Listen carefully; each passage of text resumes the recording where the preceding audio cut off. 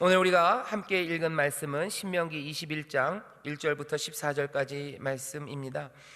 여기 살인하지 말라라는 계명이 있었죠. 그래서 살인하지 말라라는 계명에서 쭉 이어지는 말씀입니다. 오늘 9절까지가 살인과 관련되어 있고요. 그리고 그 10절서부터는 뭐 가정 안에서 이루어지는 일들과 뭐 결혼 이런 것과 관련이 있어요. 그래서 결혼 그러면 뭐 간음하지 말라라는 계명과 이제 연결되어 가기 시작할 건데요. 간음하지 말라라는 이야기가 그냥 그런 범죄에 관한 이야기만은 아닙니다. 그건 가정에 관한 이야기고 책임에 관한 이야기이기도 해요. 오늘 죽음, 살인하지 말라는 계명, 그리고 그 다음 계명과 연결되는 본문을 함께 14절까지 읽은 이유는요, 그 공통적인 주제가 뭐 책임이라는 주제입니다. 살인하지 말라, 그 생명에 대한 책임이고요. 그리고 또 여기 전쟁 포로입니다. 전쟁, 그러니까 살인, 죽음에 관련돼 있죠. 그리고 동시에 또 아내, 여인과 관련된 이야기예요. 삶이 연결되어 있습니다. 10계명이 1부터 10까지 있으니까 삶의 그 부분들이 10개로 딱 나눠지는 것 같지만 그렇지는 않아요. 다 얽혀져 있죠. 다 얽혀져 있습니다. 그래서 오늘은 그렇게 걸쳐서 21장 1절부터 14절까지를 읽었고, 설교의 제목은 불행한 세상을 회복시키는 방법, 책임이라는 제목으로 하나님 말씀을 나누려고 합니다. 신명기가 그렇고, 그리고 하나님이 우리에게 주시는 여러 계명이 다 그렇습니다.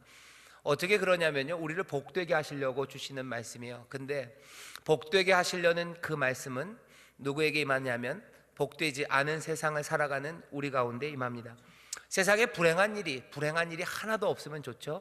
전쟁도 없고 사람이 죽는 일도 없으면 좋겠는데 그렇지 못합니다. 그렇지 못한 세상에서도 우리로 하여금 행복하게 살게 하시고 그 가운데서도 살만한 세상을 우리에게 주시려는 하나님의 뜻입니다. 왜 그럼 세상은 그렇게 불행해졌나? 우리는 그 대답을 어렴풋이는 알아요. 왜 세상은 불행해졌습니까? 하나님이 세상을 불행하게 만드셨습니까? 그건 아닙니다. 우리는 계속해서 그렇게 하나님을 좀 비난하고 싶을 때가 좀 있어요. 내가 그렇게 잘못한 게 뭡니까? 왜 이 세상이 이렇게, 내가 살아가는 삶의 터전은 왜 이렇게 엉망이 됐습니까? 내가 뭘 그리 잘못한 게 있다고, 내가 그렇게 성실하게 사느라고 애썼는데 왜 세상이 이러냐고. 그러면서 우리는 어느샌가 비난을 하나님 앞에 떠넘기고 싶어요. 근데 성경은 얘기합니다. 결국은 이 세상이 가시와 엉겅퀴가 나고 불행한 일들의 연속이, 그리고 불행이 불행을 낳고 또 그것들은 서로 얽혀서 탄탄한 그물을 만들어가는 것, 그래서 빠져나갈 수 없는 그 죽음의 그물을 만들어내는 건 다른 이유가 아니라 우리 인생들이 하나님을 배신하고 죄를 지었기 때문이에요. 죄 하나가 만든 건 아닙니다. 죄가 죄를 낳아요. 그리고 죄가 죄를 낳고 그것들은 얽히설키 얽혀지기 시작합니다. 미움 하나가 미움 하나로 끝나는 건 아니죠. 미움이 미움을 낳습니다. 분노가 분노를 낳고 복수가 복수를 낳아요.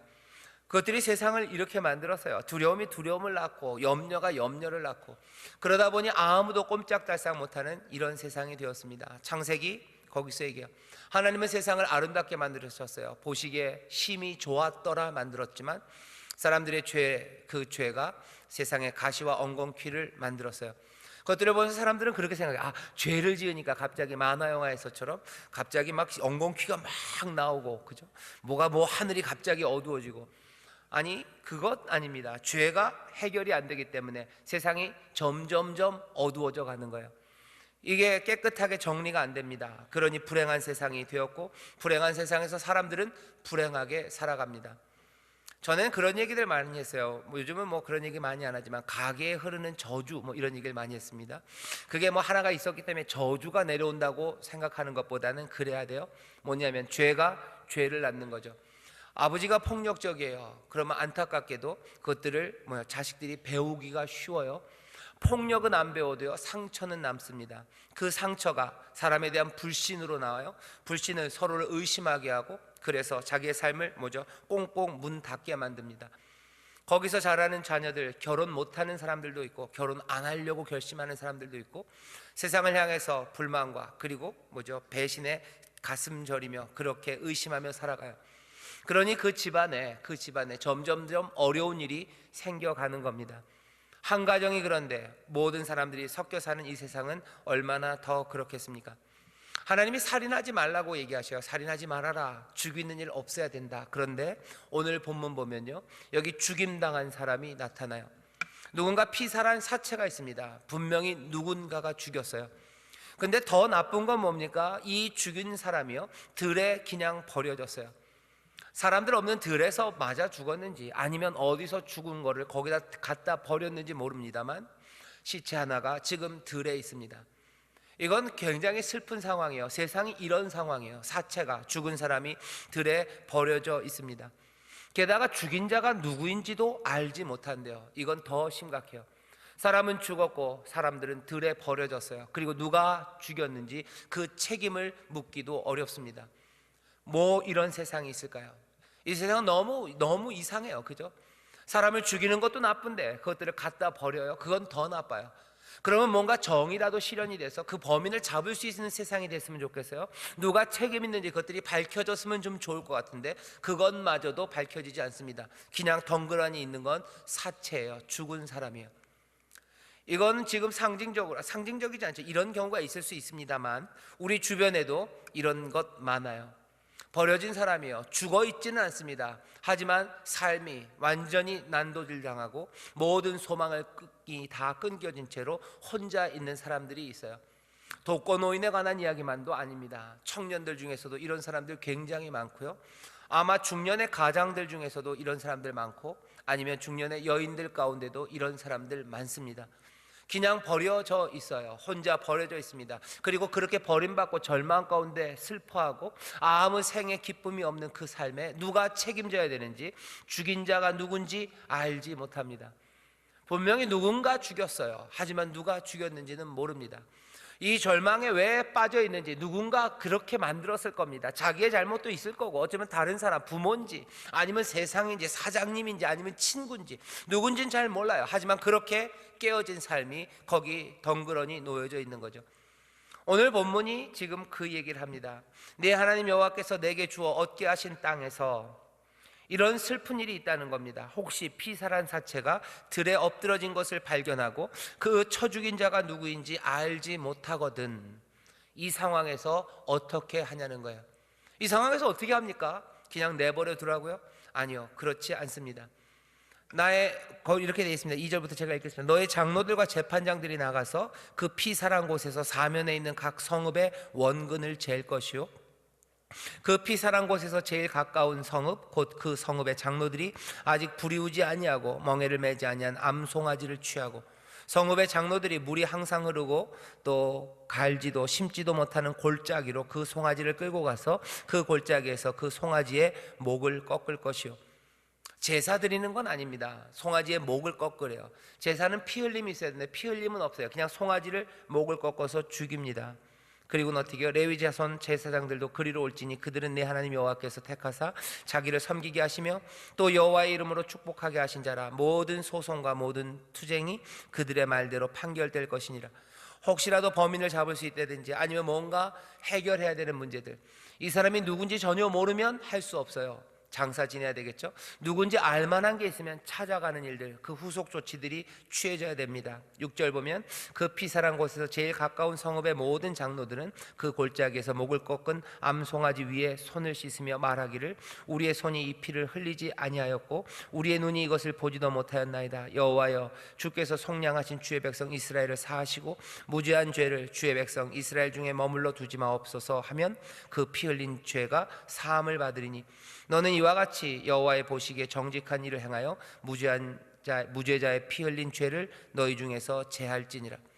오늘 이 말씀을 보면요, 굉장히 뭐라 그래야 되나, 약삭 빠른 사람들 같아요. 사람은 죽었는데 자기들 책임 모면하려고 하나님 앞에 나서 손 씻고 우리는 상관없다고 빠져나가는 사람들처럼 보입니다. 하지만 이 말씀을 그렇게 이해하면 곤란합니다. 이 말씀은 이런 거예요. 여기 제사장들과 사람들이 와서 처리해야 합니다. 하지만 사람이 죽어서 버려진, 그래서 누군지도 모르는 이 죽음에 대해서 누군가가 책임을 져야 돼요. 이 삶에 대해서 책임져야 됩니다. 이 무죄한 피는 그냥 흘러갈 수 없습니다. 누가 책임집니까? 책임질 방법은 뭡니까? 범인을 잡을 수도 없어요. 그래도 뭔가 책임지는 일을 해야 하고, 뭔가 책임지는 일은 혼자가 아니라 그 성읍이 함께 하는 것이고, 또 누가 가장 가까운 곳에 있는 이웃 성읍에 있는 사람들이 와서 그들의 책임을 합니다. 불행한 세상이죠. 불행한 사건이죠. 불행한 사건을 그냥 내버려둡니까? 아니요, 그럴 수 없습니다. 뭔가 해야 돼요. 공동적으로 함께 해야 합니다. 그리고 가장 가까운 사람이 해야 합니다. 그게 하나님께서 우리에게 주시는 말씀이에요. 너희들의 이웃에 일어난 그 악들, 너와 상관없다고 해서 그냥 치부하고 그냥 떨어뜨려 놓을 수는 없어요. 거기에 대해서 책임져라. 너희 모두가 다 함께 책임져라. 지금 말씀하시는 겁니다. 불행한 세상을 회복시키는 방법이에요. 이미 죽었으니까 끝난 거 아닙니까? 끝난 거 그냥 치워버리면 되는 거 아닙니까? 아니, 그렇지 않다고 얘기하시는 거죠. 우리가 책임을 모면하는데 우리는 굉장히 익숙합니다. 내 책임이 아닌 것들에서 손 씻기를 우리는 원해요. 오늘 여기서 손을 씻으라 그러는데요, 이게 무책임하게 떠나가라는 게 아니라 책임을 다하라는 말씀이죠. 할 수 있는 대로 다 합니다. 이 말씀이 우리 가운데 어떻게 적용됩니까? 우리 주변에 무슨 사체가, 사람이 죽은 거, 그거 보는 게 흔하지 않습니다. 하지만 아까도 말씀드린 것처럼 누가 그랬는지 모르지만 깨어진 삶들과 버려진 삶들이 있어요. 그 삶에 대해서 책임지라는 겁니다. 한 사람이 아니라 동리가 책임지래요. 가장 가까이 있는 사람들이 책임을 지랍니다. 책임을 지는 방법은 하나님이 알려주셔요. 여기 알려주신 방법은 뭡니까? 뭔가 희생의 제물이 하나님 앞에 드려지는 건 아니어도요, 대가가 치러져야 돼요. 대가가 치러지는 그 대가를 치르며 가장 가까운 데 있는 이웃들은 그 책임을 할 수 있는 한 그 일을 감당합니다. 우리 주변에 망가진 삶들이 있어요. 그 삶들에 대해서 왜 망가졌는지 누군가 망가뜨렸을 겁니다. 내 책임 아니에요? 누가 책임졌는지도, 누구의 책임인지도 모릅니다. 그럼 그냥 놔둬야 됩니까? 아니요, 그렇지 않아요. 가장 가까운 곳에 있는 이웃이 가서 책임져야 합니다. 그래야 행복해져요. 그래야 불행한 세상을 그나마 행복하고 그나마 치료받고 그나마 위로받으며 살 수 있습니다. 불행한 세상을 회복시키는 방법은 책임입니다. 교회도 마찬가지입니다. 교회에 와서 해야 되는 일들 중에 가장 중요한 것은 서로가 서로에 대한 책임이에요. 저 사람이 울거나 말거나 내 책임 아니에요. 내가 때린 거 아니에요. 그러니 나는 책임이 없습니까? 도대체 누가 때렸는지 알면 그 사람한테 가서 사과하라고 불러와야 돼요. 그죠? 누가 괜히 때리고 도망갔는데 알면서도 입 다물고 있는 건 비겁한 사람입니다. 때린 사람 알면 가서 잡아오셔요. 하지만 왜 때렸는지, 누가 때렸는지 모르고 울고 있는 사람이 있어요? 아무도 모릅니다. 그럼 어떻게 해요? 가장 가까이에 있는 사람이 책임이 있어요. 위로에 대한 책임입니다. 그리고 그 사람의 불행에 대해서 내가 할 수 있는 한 책임을 져야 돼요. 그러니 구역원들은 서로가 서로에게 책임이 있어요. 왜? 가장 가까이 있기 때문이에요. 교구가 좀 책임이 있습니다. 왜? 가장 가까이 있기 때문이에요. 우리 교회가 우리 안에 책임이 있습니다. 왜? 우리가 가장 가까이 있기 때문이죠. 우리 교회는 어디에 책임이 있습니까? 인천에 책임이 있어요. 가장 가까이 있기 때문입니다. 먼 데는 먼 데서 할 거예요. 하지만 가까운 데 여기서 우리가 책임져야 됩니다. 이건 점점 더 확장될 수 있어요. 여기 죽어가는 사람들은 꼭 맞아서 죽은 사람들만은 아니죠. 복음 증거의 책임도 우리에게 있습니다. 우리는 복음이 없는 사람들, 예수님 만나지 못한 사람들, 빛이 임했지만 빛을 영접하지 않은 사람들, 그 사람들이 죄인이라고 불림받고 결국은 영생의 기쁨을 누리지 못함을 우리는 압니다. 그 사람에 대해서 우리가 책임이 있어요. 멀리 있는 사람이 아니라 가장 가까이 있는 사람들, 그 사람들이 책임이 있습니다. 그러니 인천 복음화라는 걸 얘기하는 거예요. 가까운 가족들, 친척들, 이웃들 전도하자는 이야기 하는 겁니다. 왜? 그것이 우리의 책임이기 때문이죠. 불행한 세상을 회복시키는 방법이 뭐가 있을까? 다른 거 아닙니다. 내 책임이 아니라고 생각하는 것들을 가장 가까운 이웃들이 책임지기 시작하는 거예요. 깨어진 삶들에 대해서 책임지기 시작할 때 너희가 행복할 수 있다고 하나님 알려주시는 거죠. 무책임하게 도망가면 행복할 것 같아요. 근데 그거 아니다 얘기하시는 겁니다. 무책임하게 도망간다고 그러면 그 무죄한 자의 그 피값을 내가 받으러 갈 거예요. 하나님 얘기하시는 거예요. 하지만 그 무죄한 사람의 피들, 그 아픔에 대해서 너희들이 가장 가까운 이웃들이 책임지기 시작할 때 너희의 불행 그리고 슬픔 그리고 그 저주는 떠나갈 거라고 하나님 말씀하십니다. 세상을 행복하게 만들고 싶으신 분들이 있어요. 행복하게 살고 싶으십니까? 어떻게 하셔요? 책임지시기를 주의 이름으로 축원합니다. 세상은 반대로 가르쳐요. 뭐라고요? 행복하려면 책임지지 말라죠. 그죠? 너 행복하려면, 너 잘 살려면 책임지지 말래요. 책임지는 일 하지 말고 너 나서지 말랍니다. 엄마들이 자녀를 사랑하면서 하는 말이라고 이해는 되지만 꼭 그런 얘기해요. 애들 싸울 때 끼어들지 말라고 그래요. 그죠? 약한 애 얻어맞고 있을 때 끼어들지 말라고. 왜? 네가 끼어들면 네 인생이 불행해진다고 가르쳐요. 하지만 하나님은 반대로 얘기합니다. 그렇게 무책임하게 살아가기 시작해서 아이들 억울하게 얻어맞는 애들이 있는데 돌아보지 않고 그냥 도망가요. 무책임하게 도망갑니다. 그러면 세상에 행복이 있을 것 같냐? 아니요. 세상은 그 폭력으로 가득 차게 될 겁니다. 그것들이 쌓이고 쌓여서 지금도 그 죄의 사슬은 점점 더 견고해져서요, 모든 폭력들 그리고 불의함, 그것들이 뻔뻔하게 자기들의 모습을 드러내는 그런 세상이 되어버린 거죠. 아마 우리가 서로에게 관하여 책임지기 시작했으면 그 악은, 그 불행한 세상은 지금보다는 조금 더 나은 세상으로 변해져 갔을 겁니다.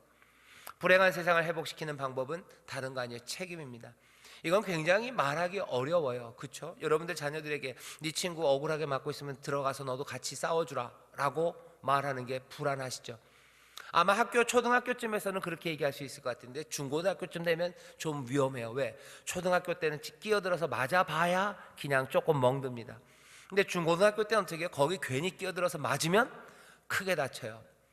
중고등학교 때만 해도 그래도 주먹질합니다. 애가 커서 이제는 뭐 청년이 되고 장년이 되어서 남의 싸움에 끼어든다고요? 이건 골치 아픕니다. 훨씬 더 흉기가 나올 수도 있고요. 그리고 뭐 재판, 잡혀가는 일, 그런 일들이 걸려 있는 거예요. 여기 뭐 애들 싸움 그것만 아니라요, 억울한 사람들의 삶에 끼어드는 건 더더군다나 그래요. 뺏기고 있고 억울한 일 당한 사람이 있어요. 그 사람 삶에 끼어든다고요? 우리 뭐라고? 아니, 끼어들지 말라고. 왜 거기 끼어드냐고. 너 행복하려면 끼어들지 말라고 합니다. 행복하려면 무책임하게 살아가라고 얘기해요. 하지만 하나님은 반대로 얘기하시는 거예요. 너희 이 불행한 세상에서 하나님의 저주, 하나님의 재앙, 그것들을 피해 행복하게 살려면 너희가 책임져야 된대요. 하나님이 안 계시다면 무책임하고 도망가는 게 어쩌면 나 하나 보신하고 행복하게 사는 그 길일지 모릅니다. 하지만 하나님이 다스리시고 하나님이 주관하시고 하나님이 공평과 의로 이 세상을 심판하심을 믿고 그냥 나중에 판단하실 뿐만 아니라 지금도 공평과 의로 다스림을 믿는 사람들, 그 사람들은 불행한 세상을 회복시키기 위해 책임지는 그것들을 두려워하지 않습니다. 그리고 두려워하면 안 됩니다. 지금 말씀을 전하는데 우리 성전이 근 한 달 내에 가장 조용해요. 여러분들 이제 좋습니다. 뭐가 지금 마음의 생각이 복잡하시죠, 그죠? 이걸 아멘을 해야 되나, 아멘을 해야 되나, 아니면 전 정말 저럴까? 성령님이 오늘 이 시간 이 말씀 가운데 정말로 불행한 세상을 회복시키시고 하나님의 자녀가 행복하게, 결국은 내가 행복하게 살 겁니다. 사람들은 네가 무책임해 행복할 거래요. 하나님 아니, 네가 책임져라. 그러면 행복이 있을 거래요. 지난주 말씀대로 하면 내 기쁨이 너희 가운데 기쁨이 되어 충만할 거라고. 주님의 기쁨입니다. 주께서 하신 일은 뭐예요? 무책임이 아니라 책임이에요. 하늘 높은 곳에 계셔도 아무도 뭐라고 안 합니다. 하나님이 죄 지은 거 아닙니다. 우리가 인생들이 죄를 지었어요. 그런데 예수님께서는 어떻게 하십니까? 책임지려고 하나님과 근본 동체이셨던 분이 종의 몸을 가지고 이 땅에 내려오셔서 모든 것들을 그 빈 몸으로 다 짊어지신 거예요. 책임입니다. 자기의 책임이 아닌 걸 몽땅 다 책임으로 짊어지시고 언제까지? 죽기까지 순종하며 그 책임을 감당하셨어요. 우리가 주님을 따라갑니다. 우리가 주님을 따라가는 게 그 십자가의 길, 책임지는 길이 어렵고 힘들고 다치는 길임을 알아요. 하지만 그곳이, 그 길이, 그 삶이 기쁨이 아니라고는 말하지 마세요. 거기에는 기쁨이 없다고는 말하지 마세요. 주님께서는 분명히 내 기쁨이 너희 가운데 충만하게 할 거라고. 십자가 고난의 길이고 그 길이 정말로 어려워서 생명을 내어놓아야 되는 그 길일지 몰라도 그 잠시의 고난은 장차 받을 영광에 좋게 비교할 수 없다고. 그 길에 울려 퍼지는 찬송과 감사, 그건 세상이 줄 수 없는 평안과 기쁨이라고 우리에게 말씀하셔요. 무책임하게 도망가면서 누리는 평안이 있습니다. 그건 주님이 주시는 평안은 아니에요. 무책임하게 도망가면서 내가 누리는 기쁨들이 있을 겁니다. 하지만 그 기쁨은 주님의 기쁨은 아니고 주가 우리에게 주시려고 했던 그 기쁨은 아니에요.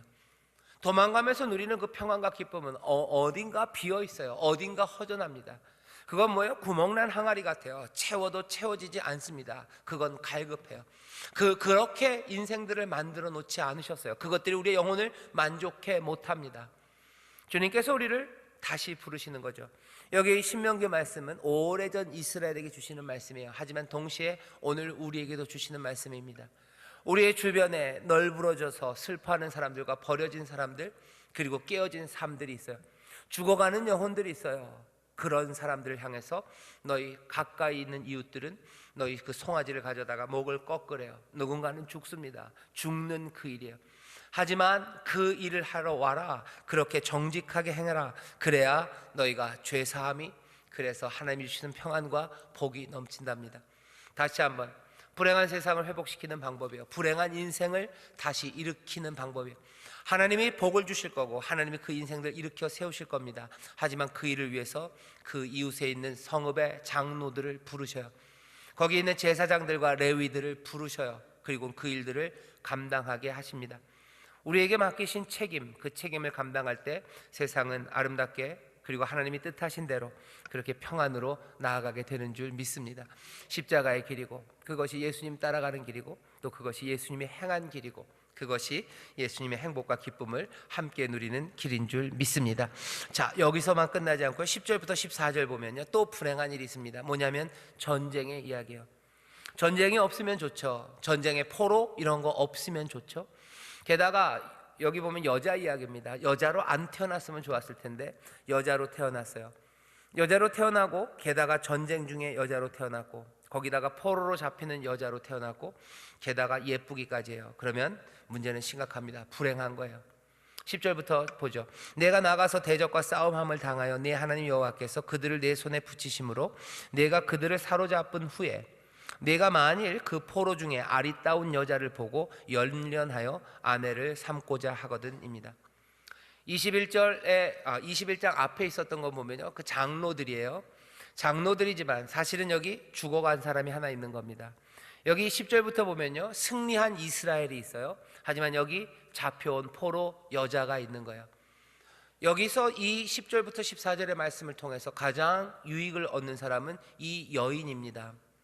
사람들은 신명기 말씀이나 구약의 말씀이 너무 잔인하다고 전쟁 포로 그 여자들을 마음대로, 아니, 여자를 마음대로 유린하라는 얘기가 아니에요. 여기 포로로 잡혀온 여자입니다. 이런 불행이 없어야 되죠. 전쟁도 없어야 되고 이렇게 여인들이 포로로 잡혀가는 일 없어야 합니다. 하지만 세상의 죄악 때문에 전쟁도 있고 포로로 잡혀가는 여인들이 생기는 슬픈 세상이 맞아요. 그런 슬픈 세상입니다. 그런 슬픈 세상에서 슬픔을 당하고 어려움과 취약한 자리에 처하는 사람들, 그 인생들이 있다는 거죠. 그런 세상에서 어떻게 살 거냐는 거예요. 하나님께서 그렇게 연약한 인생들이 있어요. 그거 네 마음대로 유린하고 네 마음대로 그냥 가져다가 네 뜻대로 하나님이 주신 복이다, 마음껏 살아라, 그렇게 얘기하지 않으십니다. 전쟁의 포로로 잡혀온 이 여인에 대해서 어떻게 하라고 그러냐면 이렇게 얘기합니다. 11절, 내가 만일 그 포로 중에 아리따운 여자를 보고 연련하여 아내를 삼고자 하거든. 아예 하나님은 노골적으로 얘기하셔. 아내를 삼고자 하거든이지, 거기 전쟁의 포로로 잡힌 여자라고 해서 마음대로 겁탈할 수 있는 것도 아니에요. 여기 보면 네가 첩으로 삼으라고도 얘기하지 않아요. 아내로 삼고자 하거든이라고 하나님은 생각하시는 거예요. 그렇게 얘기하십니다. 아름다운 여인이 있어서 네가 그 여인을 좋아해, 전쟁 포로 여인을 좋아해, 그럼 너 아내로 삼아라는, 아내로 삼아야 되는 거지. 그것이 네 무슨 성욕을 채우기 위한 놀이개가 되는 것도 아니고, 네 무슨 정복욕을 충족시키는 그런 대상이 되는 것도 아니고, 겁탈의 대상 아니다. 온전한 아내로 맞이하라고 그렇게 얘기하십니다. 그리고 또 얘기하셔요. 그를 내 집으로 데려가래요. 어디 포로 수용소가 아닙니다. 네 집으로 데려갈 것이요, 그는 머리를 밀고 손톱을 베고 그 포로의 의복을 벗고 내 집에 거하게 하랍니다. 내 집에 거해라. 그러면서 어떻게 해요? 그 부모를 위하여 1개월 동안 애곡한 후에, 아리따운 여인이 잡혀왔으면요, 그 부모는 아마 전쟁에 다 죽었을 겁니다. 죽은 부모, 죽은 형제들, 그 형제들을 위해서 슬퍼할 시간을 주래요. 한 달 동안 그 여인은 슬퍼하는데 어디서 네 집에서 슬퍼할 시간을 주래요. 그 후에 내가 그에게로 들어가요. 그 한 달 동안은 그 여인과 동침하지도 말아야 돼요. 내가 포로로 잡았으니 내 마음대로 할 수 있다. 아니, 천만의 말씀, 그렇게 하는 거 아니다. 한 달 동안은 그리로 들어가지도 말고 그 다음에 그 시간이 지나서 네 아내로 삼으래요. 만약에 네가 그 후에 그를 기뻐하지 아니하거든, 그럴 땐 어떻게 해요? 그냥 가게 하라고, 자유로 보내라고. 노예로 팔 수도 없어요. 종으로 팔 수 없습니다. 왜? 네가 그를 욕보였은즉 함께 동침한 거야. 그랬으니 이제 종으로 여길 수 없어요. 아내로 맞이했으니 아내가랑 갈라졌을 때 자유롭게 가듯이 자유롭게 보내주라고 얘기합니다. 일상에 보통 이 당시에 전쟁 포로인 여자에게 대하는 태도가 전혀 아닙니다. 세상은 막대할 사람이에요. 세상은 자기가 강하고 그는 약하기 때문에 내 마음대로 취해도 된다고 생각하는 그 대상입니다. 하지만 하나님께서는 뭐라고 얘기하시죠? 아니, 그러지 말아라. 그에 대하여 해야 되는 그 책임을 지우시는 거예요. 불행한 인생, 연약한 인생이 있는 어쩌면 가슴 아픈 세상입니다. 가슴 아픈 세상에서 그냥 마음대로 살라고 하지 않으셔요. 가슴 아픈 세상과 그리고 뭔가 혼란한 세상에서 네가 위에 올라섰거든 그것들을 마음껏 누려라 라고 얘기하지 않으셔요. 불행한 세상, 누군가 누구를 잡아먹어야 되는 세상, 누군가 누구를 죽여야 되고 누군가를 짓밟을 수밖에 없는 세상이어도, 그런 세상이어도 너는 네가 감당해야 되는 그 책임들, 그 생명에 대한 존중들, 그 이들에 대한 필요를 채우려는 책임들, 신체적인 필요를 채워줘야 됩니다. 슬픔이라는 정서적인 필요를 채워줘야 돼요. 애곡할 수 있게 해야 되고, 그리고 그 여인을 편안하게 거할 수 있도록, 그 삶이 유지될 수 있도록 그것들을 보장해야 되는 책임을 하나님께서는 도덕적으로 그리고 법적으로 확정시켜 놓으신 것이 바로 이 말씀입니다. 불행한 세상이죠. 불행한 세상에서 사람들이 모두가 다 행복하게 하기 위해서는 어떻게 해야 될까? 세상은 어떻게 가르치는지 아셔요? 이렇게 가르칩니다. 세상이 사자가 있는 세상이에요. 그리고 소가 있는 세상이에요. 강한 사람과 약한 사람이 있습니다.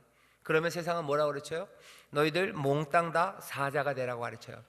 모두가 다 사자가 돼서 소를 잡아먹으래요. 그게 세상이 가르치는 방법입니다. 여기 전쟁 포로인 여자는 어떻게 해요? 힘을 얻어서 그 남자를 죽이고 도망가야 되는 거고, 이 남자는 이제 사자가 고기를 잡은 거예요. 그러니 네 마음껏 뜯고 즐기고 네가 마음껏 유린해라. 아니요, 모두가 다 사자가 되어 고기를 먹으라고 그렇게 가르쳐요. 세상에 강한 사람과 약한 사람이 있으니 모두가 다 강한 사람이 되라고 가르쳐요. 그래서 먹히지 말고 먹으라고 가르칩니다. 고기를 먹으라고. 모두가 다 사자가 되어 고기를 먹자고 가르쳐요. 하지만 그 세상은 가능한 세상이 아닙니다. 모두가 다 사자가 되어 고기를 먹는 건 가능하지도 않고요. 그렇게 부추길수록 사자가 고기를 먹는 거, 그것들은 정당화될 뿐이에요. 강한 사람이 약한 사람들 유린하고 마음대로 하는 거 정당화돼요. 돈 많은 사람이 돈 없는 사람 짓밟는 거 정당화돼요. 왜? 세상은 몽땅 다 그렇게 힘 있는 사람 되라고. 왜? 그래야 남들에게 짓밟히지 않고 네가 짓밟힐 수 있다고 가르쳤기 때문에 세상은 그렇게 점점 더 불행한 곳이 됩니다. 하나님은 아셔요. 그거 아니다죠. 이사야를 통해서 말씀하십니다. 이사야를 통해서 사자굴에 독사굴에 아이들이 손 놓고 이리와 아이들이 뒹굴고 놀고 사자와 소가 뒹굴며 노는 세상, 그 세상을 주신대요. 여전히 사자고 여전히 소예요. 여전히 잘난 사람도 있고 부족한 사람도 있어요. 하지만 모두가 다 함께 뒹굴며 모두가 다 함께 평화롭게 즐겁게 살 수 있는 세상, 그 세상을 주신대요. 어떻게?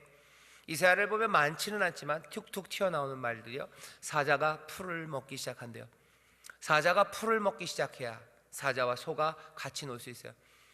근데 세상은 뭐래요? 소들 보고 너도 사자가 돼서 고기를 먹으래요. 불행한 세상을 회복시키는 방법은 전쟁도 없으면 좋고 포로도 없으면 좋지만 그것이 아닌 세상에서 이 악한 영향들을 줄이는 방법은 다른 거 아닙니다. 서로에 대한 책임들, 내가 져야 되는 책임을 기꺼이, 그 사람들의 삶의 필요를 채우려는 책임들을 기꺼이 우리가 지기 시작할 때, 그때 불행한 세상은 조금씩 회복되고 그리고 행복한 세상을 만들어가기 시작합니다. 여자 포로를 아내로 삼는 이 규정은요, 강한 사람이 약한 사람들을 어떻게 대해야 되는지를 우리에게 알려줍니다. 강한 사람은 약한 사람을 어떻게 대해야 돼요? 내 마음대로 유린합니까? 내가 강자의 위치에 섰으니 내 마음대로 할 수 아니요, 그렇지 않습니다. 내가 강자의 위치에 있고 내가 더 많은 것들을 가졌다면 여기 이 포로인 여자에게 대하듯이 존중하는 거예요. 존중하는 겁니다. 이 생명을 존중해요. 그리고 이들의 신체적인 정서적인 필요들, 그것들이 내가 채워줘야 될 책임임을 확인하는 겁니다. 그들은 내 욕심을 채울 수 있는, 내 욕심을 채울 수 있는 그런 수단으로 주어진 게 아닙니다. 그래야, 그렇게 책임에 대해서 다시 한번 생각해야 불행한 세상에서도 행복하게, 그리고 하나님이 주시는 은혜를 누리며 살아갈 수 있습니다. 오늘 21장 1절부터 14절까지의 말씀을 보면요, 같은 주제예요. 책임입니다. 깨어진 삶들에 대한 책임이에요. 그리고 연약한 삶들에 대한 책임입니다. 나보다 연약한 사람들에 대한 나의 책임, 그리고 깨어져서 내 책임이 아닌 것 같지만 울고 있고 버려지고 죽음 가운데 있는 그 사람들에 대한 우리의 책임입니다. 무책임하게 도망가고 싶지만 아니, 책임이 있다예요. 연약한 자들에 대해서 내가 마음대로 할 수 있지만 아니, 내 권리가 아니라 너에겐 책임이 있다고 지금 말씀하시는 거죠. 믿음의 사람들은 그리고 하나님의 복을 구하는 사람들, 그리고 예수님을 더더군다나 쫓으려는 사람들은 이 책임을 무엇보다도 더 중요하게 생각합니다. 권리와 책임이라는 것들을 얘기하죠. 내가 이겼으니 내가 가질 권리예요. 내가 전쟁에 싸워서 이겼어요. 내가 수고하고 애썼어요. 내가 위험을 다 감수했어요. 그래서 얻은 내 권리라고 생각하는데, 이 전쟁 포로로 온 아내를 하나님은 아니, 책임이다 라고 얘기하십니다. 책임을 가지고 사는 사람들이에요. 내 권리를 얻으려는 사람들이 아니라 내 책임, 나에게 맡겨진 일들, 그것들을 붙잡고 갑니다. 십자가는 그런 거예요. 십자가는 권리가 아니라 책임입니다. 그건 지고 가는 거예요. 지고 가는 거예요. 인생을 그렇게 살면 너무 괴롭지 않습니까? 너무 마음 무겁게 사는 거 아닙니까? 세상은 그렇게 말할지 모르지만 주님은 그리 얘기하지 않으십니다. 내가 너에게 맡기는 그것은 그렇게 무겁지 않대요. 수고하고 무거운 짐진 자들 다 내게로 오래죠. 내가 너희를 자유케 한대요. 그 자유함 가운데 주님이 우리에게 주시는 멍에입니다. 이 멍에를 메고 나를 쫓아라. 이 멍에를 메고 나를 쫓아라. 내가 너에게 주는 멍에, 그거 무겁지 않다요. 멍에는 멍에입니다. 그렇지만 그 멍에가 있어야 이 생명의 길을 따라갈 수 있어요. 우리에게 주시는 말씀입니다. 권리 말고 책임에 대해서 우리가 다시 한번 생각하셔야 돼요. 저도 마찬가지고 여기 있는 우리 모두가 다 마찬가지입니다. 이런 것들을 유식한 사람들 부채의식 그래요. 이웃에 대해서 빚진 자처럼 사는 겁니다. 은혜의 빚진 자처럼 사는 겁니다. 용서의 빚진 자처럼 사는 거예요. 사랑의 빚진 자처럼. 하나님이 나에게 주시는 모든 복에 빚진 자처럼 사는 거예요. 하나님이 나에게 주신 복에 그걸 내 권리로 생각하기 시작하면 인생은 꼬이기 시작해요. 빚진 자처럼 살아가라고 얘기하셔요. 1만 달란트 탕감받았으니 너 1만 달란트 탕감받은 자처럼, 빚 졌다가 자유함을 얻은 사람처럼 그렇게 살아가랍니다. 빚 졌으나 탕감받은 사람, 이제 내 권리만 남았습니까? 그래서 내 동료 하나가 나에게 조금 빚진 그거 하나에 대해서 내가 끝까지 빨아먹으려고 내 권리를 위해서 그것들을 다 옥에 쳐넣습니까? 나는 권리는 있어요. 하지만 그렇게 합니까? 예수님께서 뭐라고요? 아니, 그 사람 어찌 해야 되겠냐요. 그 사람은 어찌 됩니까? 다시 옥으로 들어갑니다. 하나님의 사람들, 그리고 예수의 사람들, 그리고 하나님의 백성들, 그 은혜를 받아 살아가는 사람들, 그런 사람들은 빚진 자처럼 책임을 가지고 삽니다. 이웃에 대한 책임이죠. 그리고 나보다 약한 사람들에 대한 책임이고, 그리고 내가 잘 모르나 내 옆에 있는 슬픈 인생들에 대한 책임, 빚진 자의 마음들입니다. 거기에 자유함과 거기에 기쁨이 있다고 말씀하셔요. 한번 이 말씀대로 살아봅시다.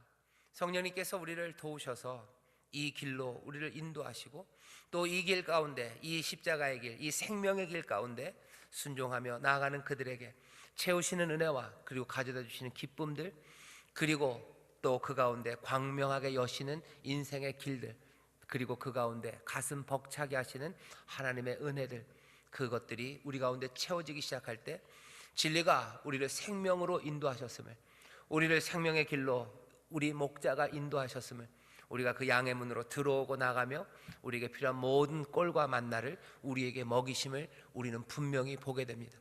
우리만 배부를 것 아니라 모두가 다 함께 배부르고 우리의 이웃이 함께 즐거워하는, 그래서 하나님의 영광 받으시고 우리에게는 한량없는 기쁨이 점점 충만해지는 그 역사가 우리 가운데 이루어질 줄 믿습니다. 예수의 사람들 누구보다도 은혜의 빚진 자들이니 우리의 이웃들에게 빚진 자처럼 살아가게 되시기를 주의 이름으로 축원합니다. 특별히 하나님 은혜를 더하시고 강하게 하셔서 여러분들 앞에 약한 자들을 두셨을 때 여러분들 그들 앞에서도 빚진 자처럼 살아가게 되시기를 주의 이름으로 축원합니다.